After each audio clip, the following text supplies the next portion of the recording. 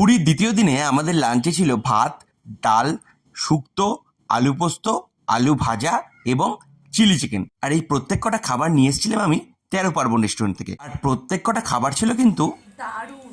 খাওয়া দাওয়া শেষ করতেই ফটোগ্রাফার আমাদের হোটেলে এসে ছবি দিয়ে গেল, যেগুলো বিচে স্নান করার সময় তুলেছিলাম। এরপরে আবার সুকন্যা গেল বিচে একটু রিলস করার জন্য। রিলস করে হাঁপিয়ে নিয়ে নিলাম চা। চা খেতে খেতে মেয়ে বললো ঘোড়ায় চাপবে, ও একা ভয় পাবে, তাই আমি একটু সঙ্গ দিলাম। সন্ধ্যাবেলায় আবার বিচে এসে বেজায় খিদে পেয়ে গেল, তাই নিয়ে নিলাম এগ ম্যাগি। 50 টাকার বিনিময়ে ম্যাগিটা কিন্তু ভালোই ছিল। এরপর সুকন্যা বললো মার্কেটে যাবে, অগত্যা ইচ্ছা না থাকলেও যেতে হলো। সেদিনের রাত্রে খাবার নিয়েছিলাম 16 আনা বাঙালি থেকে, আর আমার খাবার নিয়েছিলাম পাশেই রাস্তার একটা স্ট্রিট ফুড থেকে। সেখানেও কিন্তু খুব ভালো খাবার পাওয়া যায়। 16 আনা বাঙালি থেকে আমরা নিয়ে এসেছিলাম 1 প্লেট বাসন্তী পোলাও আর 1 প্লেট চিকেন বাটার মশলা।